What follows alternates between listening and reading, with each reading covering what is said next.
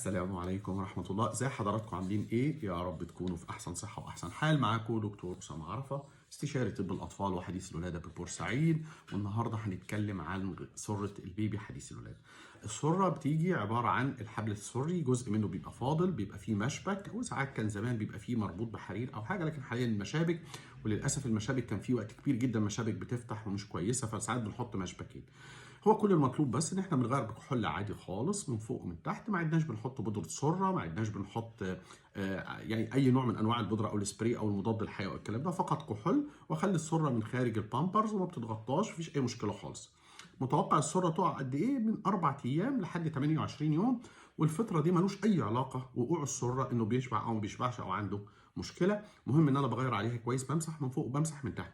من المشاكل اللي شفتها كتير جدا جدا جدا في موضوع السره هو الشاشه اللي بتبقى موجوده ساعه الولاده. احيانا بيحطوا شاشه، الاهل بيفضلوا يغيروا فوق الشاشه، وده من الاخطاء الشائعه اللي بتعمل لنا مشكله. نيجي نشيل الشاشه نلاقي ريحه سيئه جدا كريهه، وفي التهاب جامد في مكان السره بتغير عليها بالكحول بس. متوقع تقع من 4 ايام ل 28 يوم. في الفتره دي بعد ما بتقع بنقعد نغير عليها مرتين ثلاثه. اطيب تمنيات لحضراتكم ولاطفالكم بالصحه والعافيه. شكرا.